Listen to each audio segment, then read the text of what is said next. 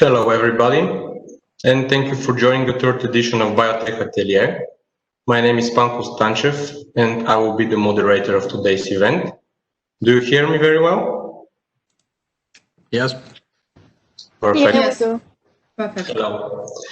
So, in this small atelier, within 1 hour, we will try to present the topic, advanced therapeutic medicinal products, and the specific procedure for this class of therapeutics, which is known as hospital exemption procedure. We'll talk about what is it, what are the requirements, what are the opportunities and challenges for adopting the procedure. So without further ado, I will start with a very short overview of the topic, and then I will give you the opportunity to the experts of the field to present more in depth of the procedure. Thank you. Give me a moment just to share my presentation.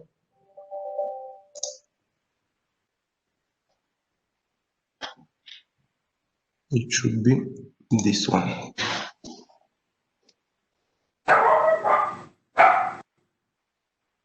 Can you see the presentation? Yes. Perfect. Okay. Nice. Okay, so I will begin with a very short introduction of the class of therapeutic, advanced therapeutic medicinal products. To familiarize the audience, advanced therapeutic medicinal products was a core topic during the whole today's event, but I will just start with a very brief description to then set the landscape for the hospital exemption procedure. So the umbrella term advanced therapeutic medicinal products include gene therapies, cell therapies, tissue engineered products, and the new class, which is a combination therapies. So gene therapeutics are recombinant nucleic acids, which are used to regulate, repair, or replace the genetic sequence. Somatic cell therapies are substantially manipulated cells, which are used primarily to treat, prevent, or diagnose a disease. Tissue engineered products are used to manipulate cells, substantially manipulated cells, to regenerate and repair. And the combination, which is a new class, still not on the market, is a medical device plus cell or tissue component. So, what is this hospital exemption procedure? Why it is so special for this class of therapeutics and so unique? As per regulation from 2007 and the directive from 2001, this allowed the use of non-authorized advanced medicinal products. This is very unique due to the fact that ATMPs are subjected under the centralized procedure. And this is a very good option to bypass the procedure and to allow the use of these products in patients to fulfill the high unmet medical needs. In order to adopt this procedure, every member state in Europe can adopt it, and it is based on certain criteria. We'll go into details after a while. Just to present how this procedure and how important and the gathering of attention. Nowadays, there are 32. This is the information for last 2019, so probably now there are even more. So 32 advanced therapeutic medicinal products are available via this procedure compared to only 10 products through the centralized. So this procedure is gaining more and more attention.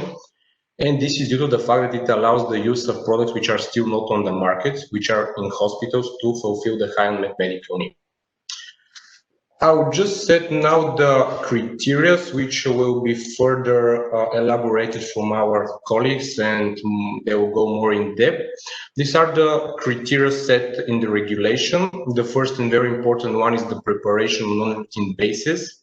The second one is the preparation according to specific quality standards. We'll see what are these quality standards to be used within one EU member state in a hospital, as I already mentioned.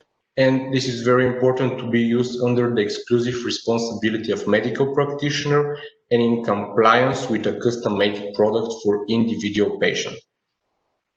These are the 6 important criteria set in the regulation.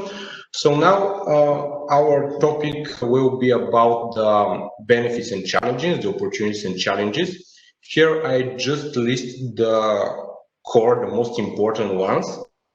For the benefits, the obvious and most important factor is that it provides the unique opportunity to be used for patients which are still for high unmet medical needs, and these products are still not authorized, as I said.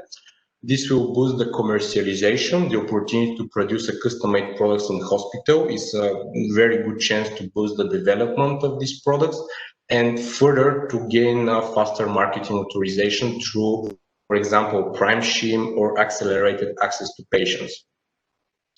This is a very valuable source as well for generation of real-world data and to evaluate the safety and efficacy of advanced products still in development. What are the challenges? The challenges will be elaborated further from our expert. I will just set here the probably most important one. Specific national legislation must be issued from the national competent authority in individual member state, and that must verify that the requirements are met and are set.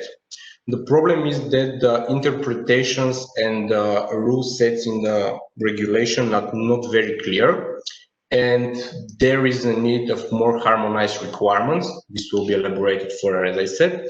And another thing that I found is that the national legislations are written in national languages, and this, of course, leads to misunderstanding of the rules and lack of unified implementations of the requirements. More or less, due to the fact that these products are available in one member state for a specific patient, this will transfer to unequal access. And this is the last challenge that we need to face when adopting hospital exemption procedure. Okay, thank you for your time. This is like a very short overview of the topic. I listed here some of the references if you need more information, and of course I left here my contact details if you have further questions and if you want to elaborate further on the topic. Thank you. So without further ado, I will give the chance now to Arunas Zebrauskas. Sorry, Arunas, if I don't pronounce your last name correct. Thank you. So he will present the landscape, the hospital exemption landscape in Europe, and will elaborate more on my overview of the procedure. Thank you. Good afternoon, dear colleagues, and thank you, Panko, for excellent introduction. In my presentation, I will not repeat what Panko said before, so the scope of my presentation is briefly overview of the use of the hospital exemption procedure in the EU and UK. The next slide, please. And next. So, as Panko shows in his presentation, EU regulation provides a defined way of use of hospital exemption procedure and is the main 6 criteria for use of hospital exemption procedure. And different countries have introduced into national regulation hospital exemption procedure in 3 different ways. Variable provisions expands and explains EU regulation in very details. Non-variable provisions just formally repeat the EU regulations, and additional provisions added into national regulation, additional requirements for use of the hospital exemption procedure. Next, please. So, analyzing a hospital exemption landscape in Europe, we faced several challenges. In some countries, there is no separate regulation of hospital exemption. In many countries, regulatory data is available only in national languages. So it's determined that we find and analyze data from only 11 countries. So let me present how in EU and UK, national regulatory is presented hospital exemption procedure regarding 6 big criteria. Next, please. First, criteria preparation on non-routine basis. In different countries is presented differently in different ways. For example, in Netherlands, it depends on number of treated patients. In UK, it depends on scale of manufacturing of advanced therapy products. In Finland, Lithuania, and in Poland, it's defined like a non-industrial or non-systemic manufacturing of advanced therapy products. In other countries, there's no provision on national level, and in all countries, this criteria does not affect in any way the available authorization for the advanced therapy products by hospital exemption procedure. Next one. Second, criteria preparation according to specific quality standards. In part of countries, the production of advanced therapy products for hospital exemption procedure must be done in strong compliance with GMP requirements. In Lithuania, this is not obligatory. And in all countries, traceability and pharmacovigilance provisions are fully transposed from EU regulation to national regulation level. Next, please. Use with the same member state. In all countries, this provision is in national regulation, and there is no disputes or variations because we think that this requirement is very clear, and all countries added this regulation in national level in the same way. Next, please. Use in a hospital. In Spain, only hospital can apply for hospital exemption for use of advanced therapy products. Other countries does not put additional restrictions, so it's possible to use advanced therapy medicine products in other medicine institutions. Next, please. Fifth requirement, use under the exclusive responsibility of a medical practitioner. We find that all countries move straight forward with this provision from EU to national regulatory. Next, please. And the last big criteria, compliance with an individual medical prescription for a custom-made product for an individual patient is the same situation, that all countries move straight forward with this provision without any variations. Next, please. Some countries includes in national regulation additional requirements for use of hospital exemption regulatory. Next, please. Clinical evidence. Strict clinical data entry requirements have Spain, Netherlands, Germany, and Belgium. Other countries does not have provision about clinical data necessity. Next, please. Unmet medical need.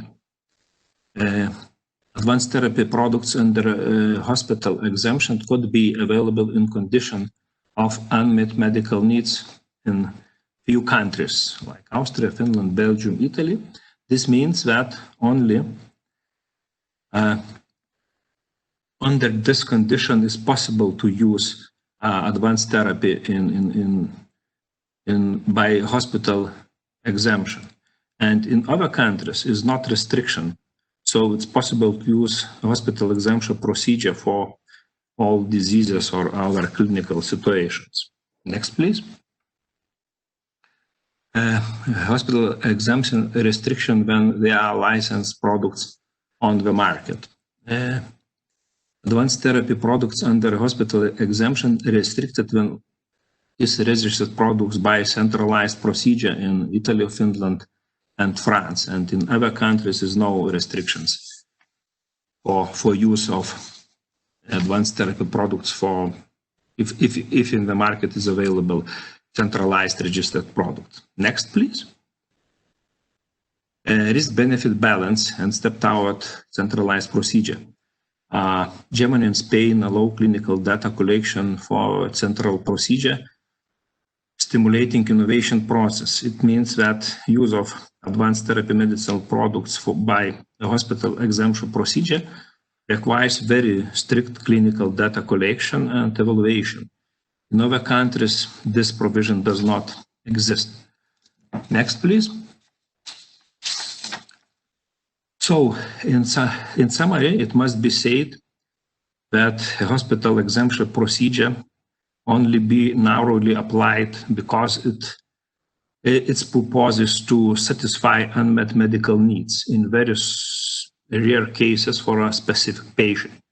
But we see a trend that some advanced therapies developers attempts to use hospital exemption procedure as a window to avoid central registration requirements, and we think it's not good. It's worrying phenomenon. And last slide. Next slide. Yes. So, and end of my presentation, I would like to raise few questions for future discussions. Must the regulation of use of advanced therapies in EU by the hospital exemption procedure must be tightened or simplified? How to balance the risk of misuse of hospital exemption procedure, especially this procedure, and unmet medical needs, and how to improve the safety, quality, traceability, and feedback of advanced medicine products used by hospital exemption procedure, and how to ensure evidence-based development for advanced therapies. And at the moment, I don't have very clear answers in this question, so I invite you to think about it. And thank you very much for your attention. So it's my contacts for future discussions. Thank you, Arunas. Thank you very much for the excellent presentation, for setting the hospital exemption landscape in Europe. Now I will present you the next speaker, Dr. Tatjana Ivaskiene from State Health Research in Lithuania. She will present the situation in Lithuania more in depth.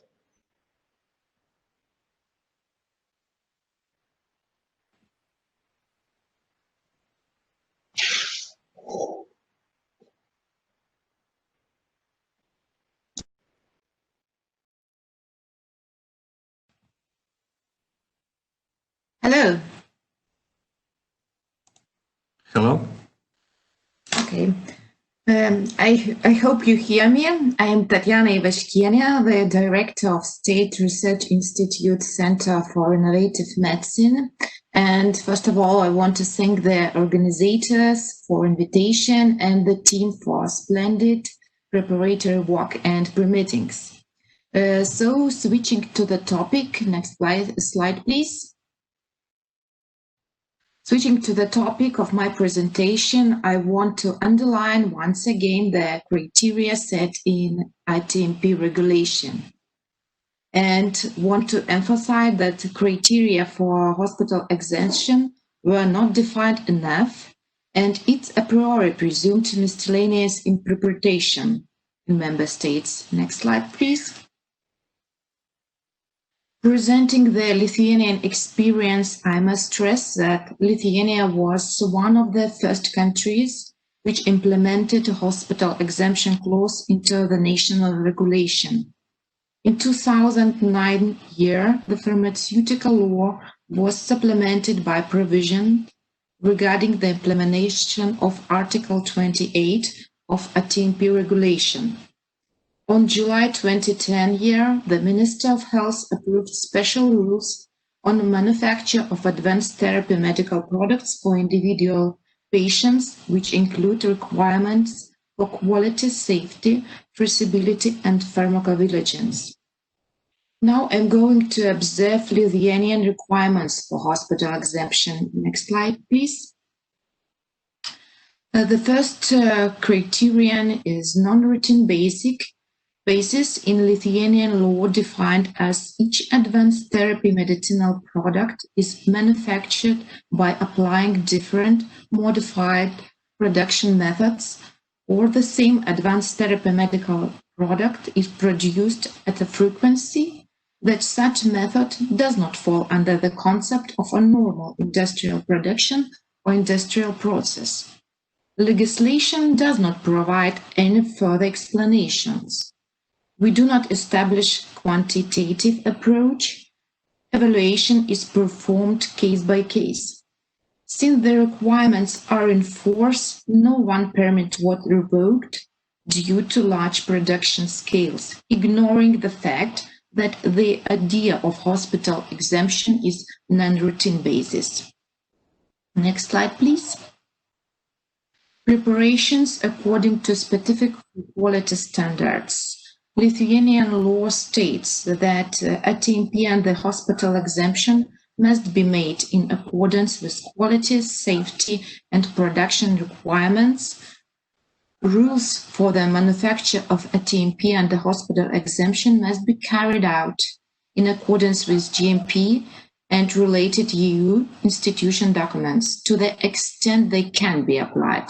So a little freedom is left. Lithuania applies basically GMP-like rules. Traceability and pharmacovigilance requirements are fully transposed into the national regulation. Next slide, please. It's very short. The use within the same EU member states, it's non-variable provision. Next slide, please.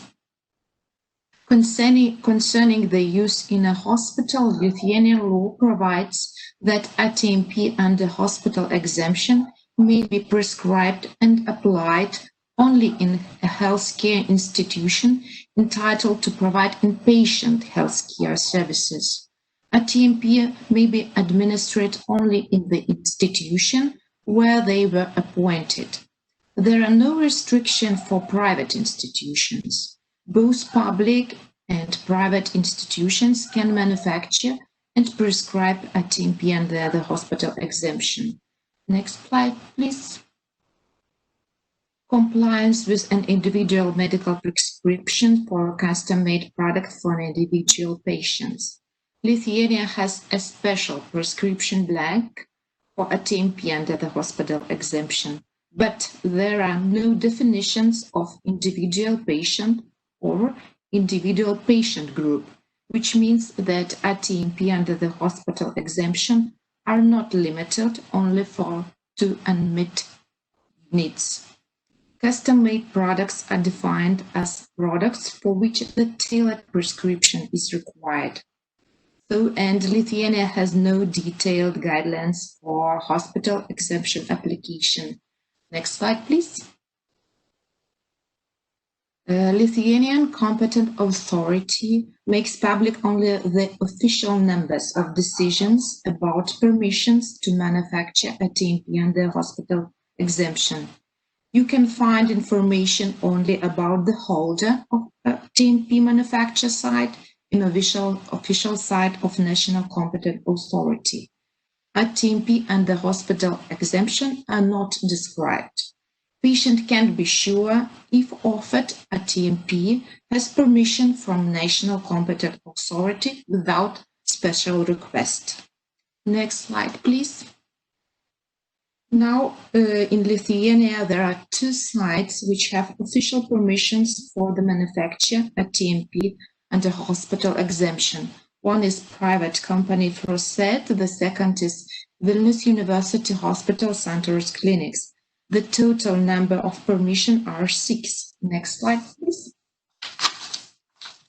There are stromal vascular fraction preparation manufacturing operations, T-cell preparation manufacturing operations, dendritic cell preparation manufacturing operations, and cytokine-induced cell killer preparation manufacturing operations. Next, please. So I'm going to emphasize specific regulatory aspects of Lithuania. Use of xenogenic and embryonic cells is prohibited. Hospital exemption clause is restricted only to gene therapy products. Clinical trials are not required to get permission for ATMP under hospital exemption. ATMP under hospital exemption is not limited not only for unmet medical use. Manufacture license is not limited only to public institutions. There are no clinical evidence requirements. If a healthcare institution plans to start new treatment procedure using live cells, tissues, organs, there is no mandatory classification procedure. Next slide, please. I want to stress the good practice of Lithuania. It's established special recipe blank for ATMP. The prescription must be approved by local hospital committee of ethics. The prescription must be approved by Consilium of Doctors. So as you see, the prescription process wholly involves more than one practitioner. Next slide, please. So, and I want to put some example from your member states. As you see, this is Paul Ehrlich Institute, and they make public all the permissions in detail, the company, the product, and the license date. Next one, please. And there's several very useful practice from another member states. So UK have several guidance on non-routine and guidance on UK arrangements under the hospital exemption scheme. Belgium has also special guidelines, administrative and scientific guidance for initial applications and application for substantial modification. Sweden has a ATMP regulatory guide. Next slide, please. And I want to put some question for discussion. What kind of classification procedure should be applied at national level? What kind of guidelines are needed at national level to foster the innovation? And what publicity measures must take place to prevent misuse of ATMP under the hospital exemption clause? Thank you for your attention. Next slide, please. Next slide, please. This is references. Next slide, please. Next. And my contacts for further discussions. Thank you very much.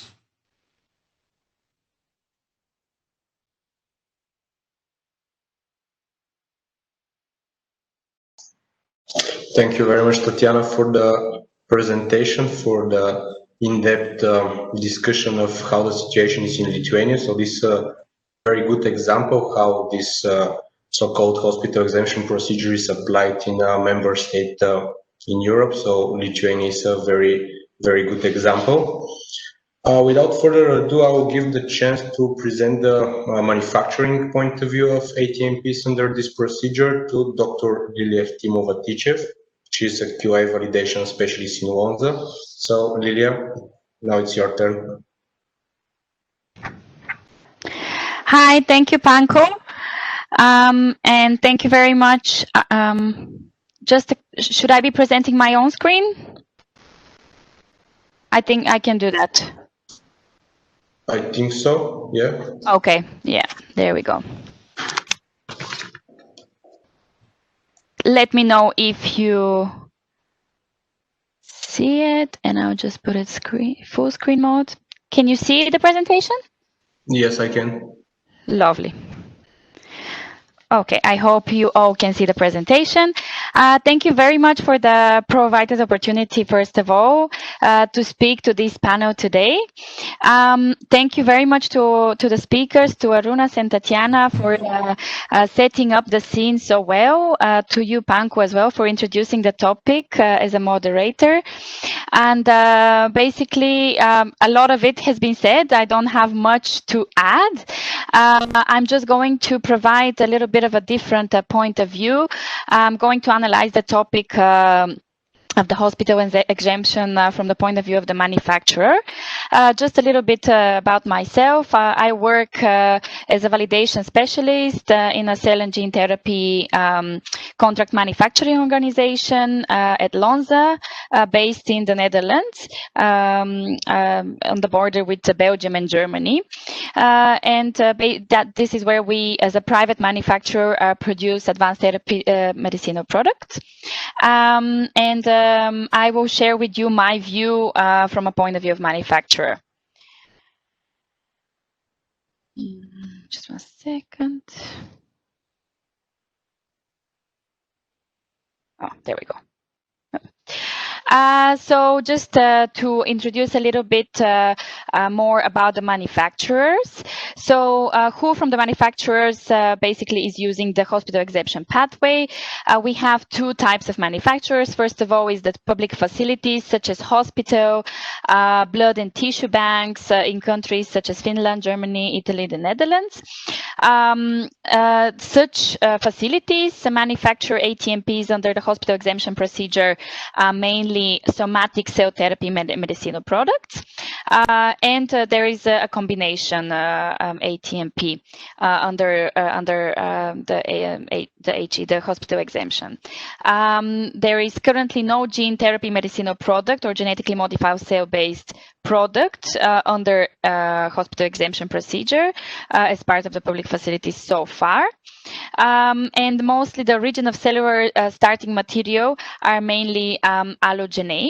And for those of you who don't know, so the ATMPs, the advanced therapy medicinal products, are 2 types, autologous and allogenic. The autologous ones are therapies that come from the same person who will get the therapy, and basically the patient use their own. The patient is their own donor, whereas the allogenic ATMPs are ones that are derived from another person other than the patient. When it comes to private facilities, basically the private facilities are license HE, so hospital exemption license holders. Typical the countries that mainly hold those licenses are Germany, the Netherlands, and these are of course commercial entities, so to say. For example, a very such a representative is autologous chondrocyte products for musculoskeletal disorders, and the patient exposure ranged from within the EU, with a minimum of 202 and maximum of 1,500 patients under the HE, which is more than comparing to the public facilities. Okay, and obviously I will just give a little bit of why the reasons why basically the pluses and the advantages for using the hospital exemption procedure as a public manufacturer. So of course there is being hospitals and blood or tissue donor facilities, you have proximity to clinical practice. There is manufacturers were primarily motivated by the clinical needs and the clinical experience. They obviously otherwise would not be able to, patients would not be able to provide, to obtain treatment in ongoing or future trials. There is, for patients, there is no alternative treatment at all, and or other treatments had been exhausted, i.e. lack of alternative treatment. And of course, as it was already mentioned, there is an urgent, time-limited need for the ATMP in question. And of course, other reasons could include ensuring continued availability after the implementation of ATMP regulation, or of course, enabling treatment for a low number of patients. Okay, And in terms of the motivations of a private facility manufacturer, the motivation obviously could be related to, of course, historical products, historical reasons, such as the case of Germany. The motivation to manufacture under hospital exemption by the German private facilities is historical, because when ATMP regulation was issued, the pre-existing German tissue product manufacturing licenses were transferred to HE licenses over time.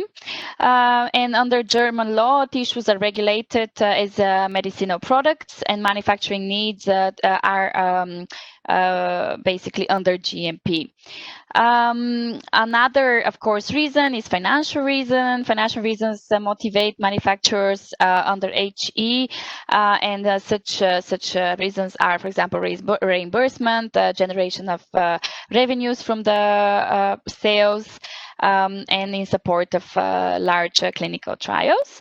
And of course, interests related to commercial development and the centralized authorization in the EU. Just one more slide. So here, me being a representative of the private manufacturing facility, I would like to point out a few considerations. So obviously, as a general remark, ATMP under hospital exemption is a unique perspective and a unique benefit for the patients. However, the hospital exemption status should be considered very cautiously and should be really limited to very specific cases. Because what I will point out a few of the misconceptions, or more like misunderstandings that could arise from the fact that the exemption is not that well defined and is open to interpretation. First of all, regarding the definition for individual patients, should be, of course, clarified to avoid misinterpretations.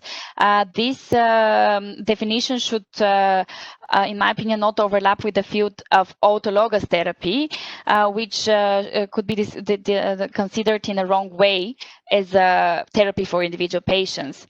Second of all, the exemption status could generate second and parallel medicinal product status, which may question, first of all, the quality of the product and also the safety. So it is not clear if good manufacturing practices, GMP, is mandatory. Indeed, some referential, some of the countries define it better. But like, for example, in France, it's way more strict. However, some GMP-like rules will necessarily lead to some lower quality of products than what we're used to in manufacturing a standard GMP. In addition, regards to the safety, the risk there is to authorize a large number of hospital exemptions, considering or more corresponding to the same type of very similar products. And if each site is being authorized on a separate manufacturing technology, then this could lead to of course a few issues. For example, the different number of the production sites using similar but slightly different manufacturing process is a less safe situation compared to a limited number of manufacturing sites with one unique standard manufacturing technology, for which, for example, audits and inspections are more frequent. The processes that are, from a point of view of a validation engineer, the processes that are elaborated for a very low number of patients are always performed under in less closed systems.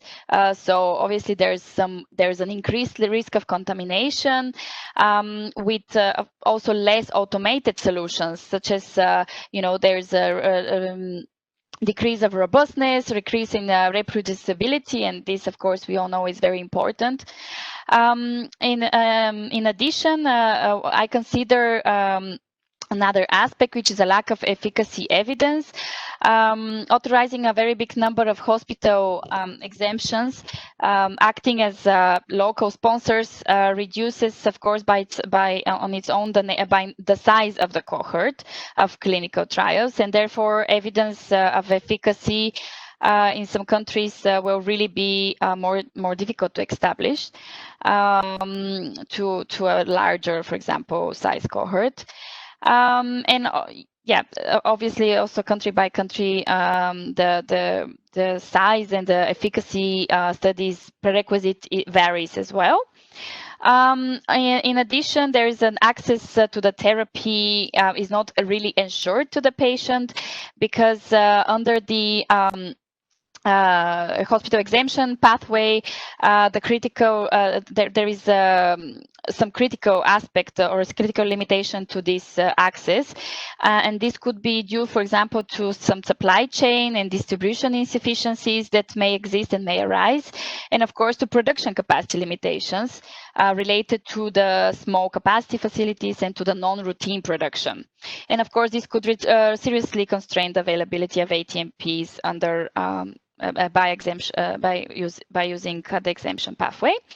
And finally, a negative signal, the multiple number of exemptions is a negative signal to be provided to the industry and investors on their side.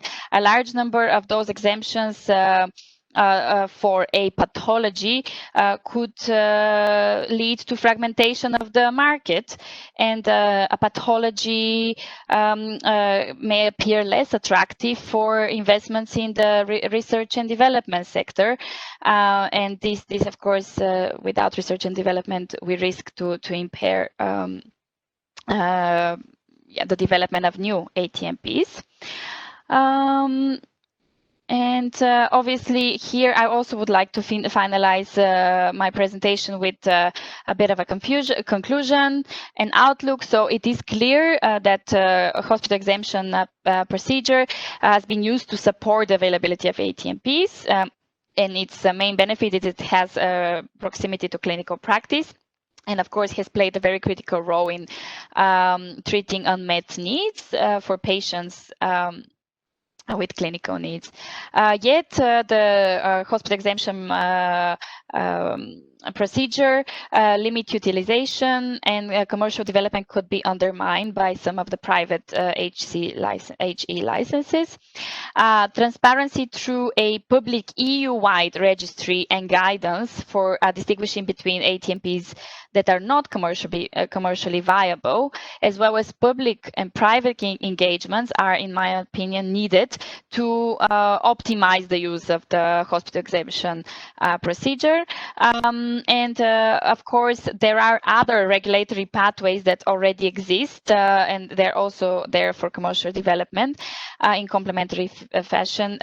So my point here is that these other regulatory pathways should be used with the hospital exemption pathway in a complementary fashion, so that there is the best choice for such an exemption pathway is chosen. And here I mean the MPU and CU, which are used not for just ATMP products, but for all kinds of medicinal products.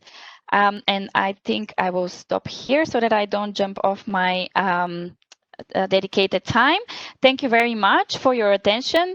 If you have any questions or if you have ideas, please let me know and contact me via LinkedIn or email. Thank you. Thank you very much, Liliya, for the presentation. Excellent one, as expected. Thank you. So now I'll give the chance to the last speaker, but not least, Dr. Professor Abila from King's College London. He will present us a very good example of how this procedure and these products are used under this procedure. So without further ado, Dr. Professor Bams, now it's your turn. Thank you.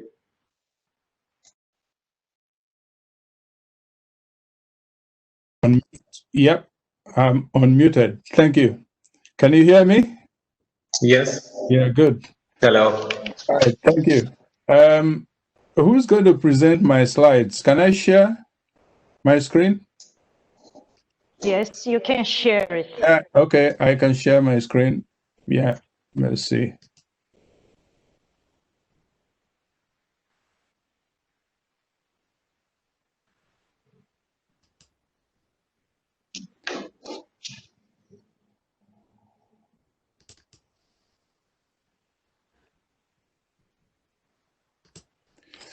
Right, I noticed that my time has been eaten into, so I'm going to abbreviate my presentation so that we have at least 5 minutes for discussion at the end. So I'll try and see if I can finish in 9 minutes time.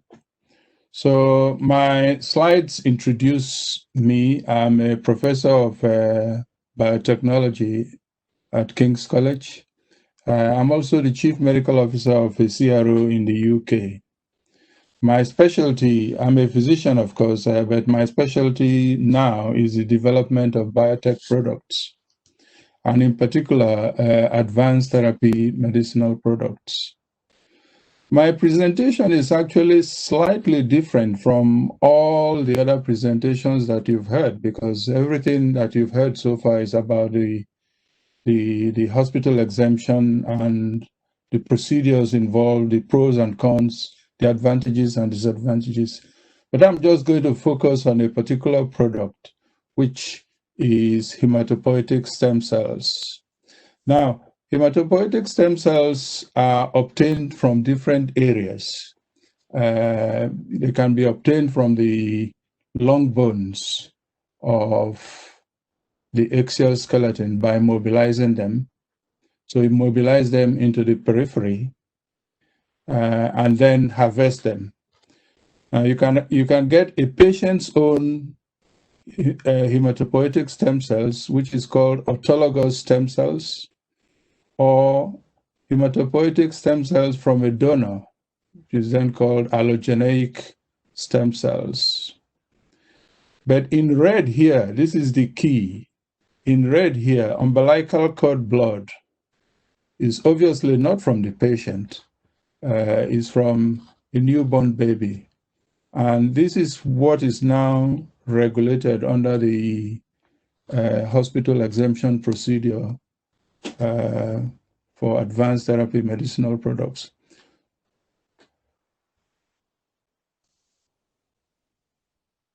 As I said, I'm going to speed up the presentation, and the slides are available for participants, I believe, as a PDF. So HSCs, one of the reasons why HSCs are so important is because we've used the technique to harvest HSCs in order to treat a wide variety of diseases, including hematological cancers, sickle cell anemia, aplastic anemia, and various inherited immune deficiency disorders. And this has been going on for several years. In fact, the first blood cell transplant was done by a guy called E. Donald Thomas, who is a physician, in 1957, although it took until 1990 before he was able to be awarded a Nobel Prize for it.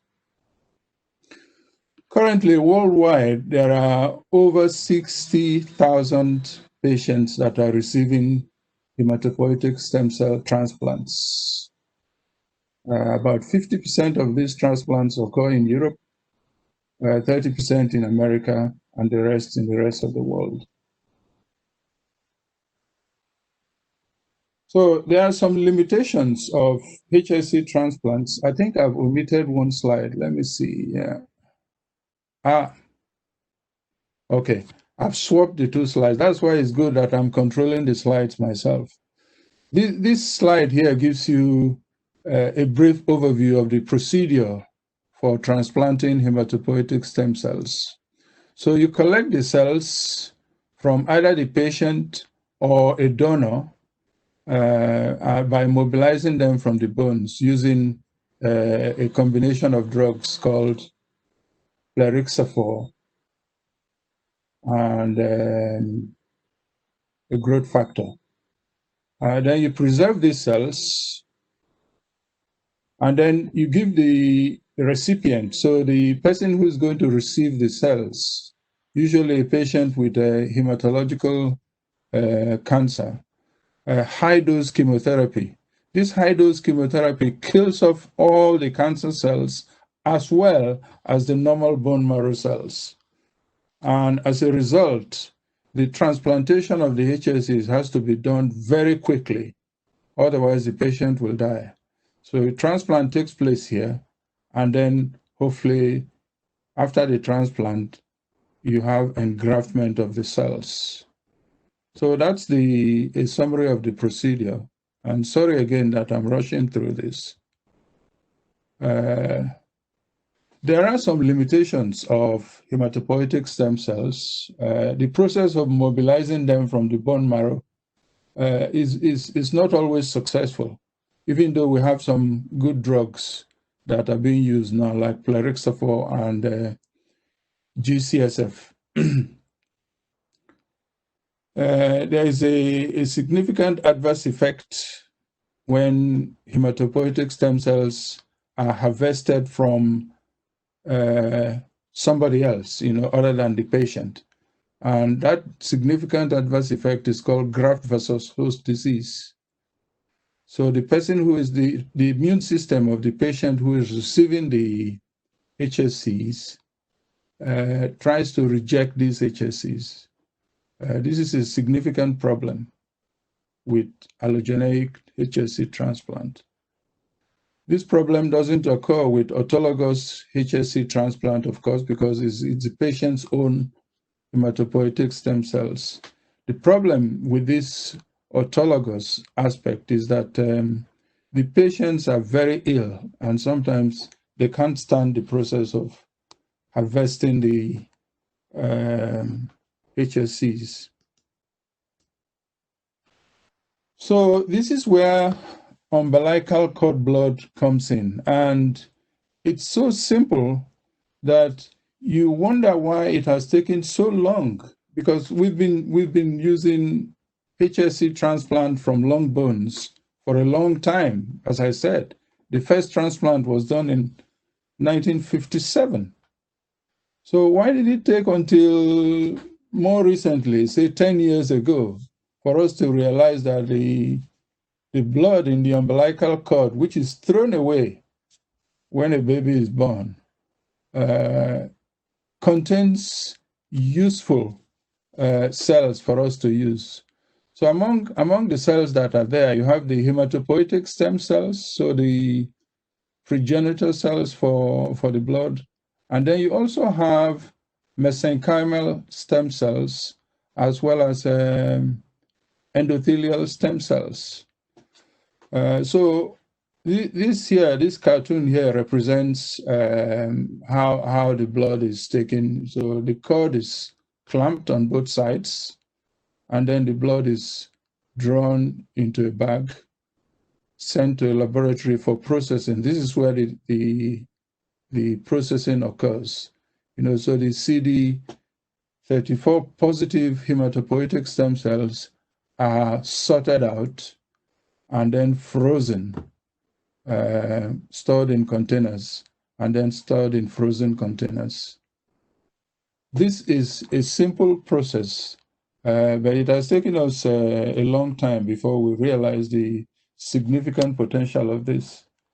And mark my words, in the next 10 to 20 years, the use of cord blood hematopoietic stem cells will become so common that a lot of diseases would benefit from their use. The main advantage of cord cells is that they contain fewer differentiated cells, and therefore it's very rare for graft versus host disease to occur. It's not completely eliminated, but it's very rare. So that's the main advantage. Now, cord blood This is a figure here showing the latest data, I think from 2018, from the UK bone marrow registry. There are about 400 sites in the UK that deal with transplants, hematopoietic transplants. Cord blood transplant is not very common, as you can see. I hope you can see my mouse. I'm pointing at the cord blood column. Cord blood transplant is still in its infancy compared with other types of transplants for various diseases. The commonest disease for which hematopoietic stem cell transplant is administered in the UK is multiple myeloma.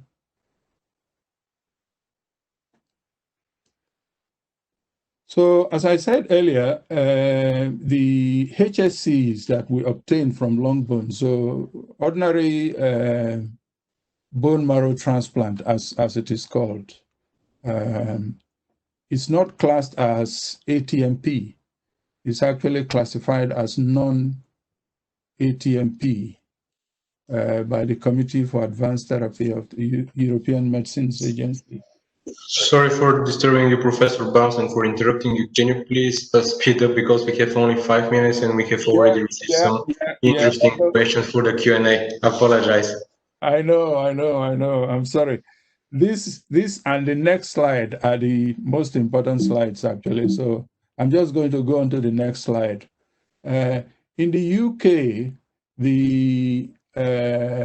the use of umbilical cord blood is regulated by this intermediate body. So it's not regulated by the Medicines and Healthcare Products Regulatory Agency, MHRA. It is regulated by the Human Tissue Authority. So the Human Tissue Authority actually approves each hospital. So in a way, as I've said here at the last bullet, this is a sort of halfway house between hospital exemption and full regulatory approval. So umbilical cord blood is becoming very, very common. In the UK, is highly regulated. You cannot use umbilical cord blood in a hospital unless the hospital has a license from the HTA. And that is how it works. The HTA obviously inspects the hospital to make sure they meet the minimum standards for quality and safety. So I think I'll stop there. This is the most important slide in the whole presentation. I have some other slides in the presentation which are available to participants as a PDF. Thank you. Thank you very much, Professor Bunsen, for sharing the presentation. And we are running out of time, unfortunately. We would like to cover more information. This topic is very vast and is gaining more attention from the audience. So we will have probably just time for 1 or 2 maximum questions. One of the very interesting one is directly related to the Tatjana's presentation. I'll just try to paraphrase a little bit, and it's in regards to the hospital exemption and the restriction to the gene therapies. So gene therapies are prohibited for gene therapy and medicinal products respectively, and they are not authorized under hospital exemption, right? So this is the case in Germany. What are these examples presented, like tissue engineered products and cell therapy medicinal products under hospital exemption procedure as well in Germany specifically? If you can answer this, Tatjana. So if I understand correctly,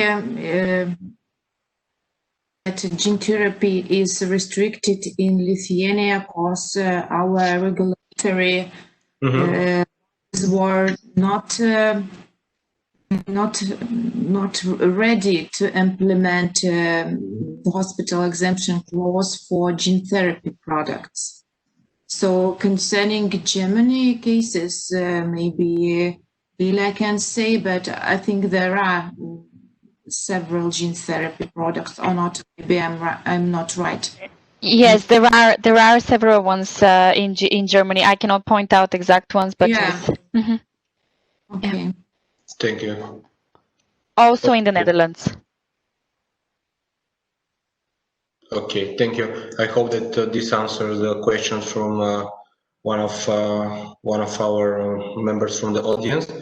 And if you have probably like for a last question.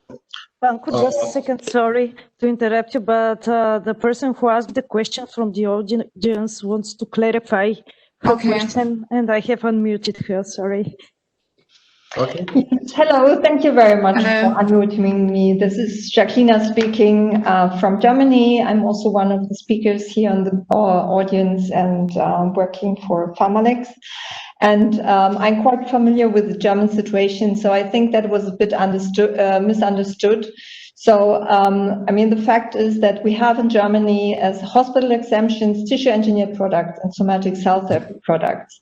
And the PI is hesitant to authorize gene therapy products. And my understanding would be a similar one for Lithuania. So it was just that you said in your slides that it is restricted to gene therapies. So you said it's the other way around. So that was just that I wanted to be sure that I mean, your examples have been also TAPs and cell therapies and not gene therapies. So just okay, thank you for the clarifying. So yeah, in Lithuania it's allowed somatic cell therapy, tissue engineered products, but the hospital exemption is restricted for gene therapy products and organic and embryonic cells. Thank you, Jacqueline, for clarification, and Tatjana and Liliya for the answer.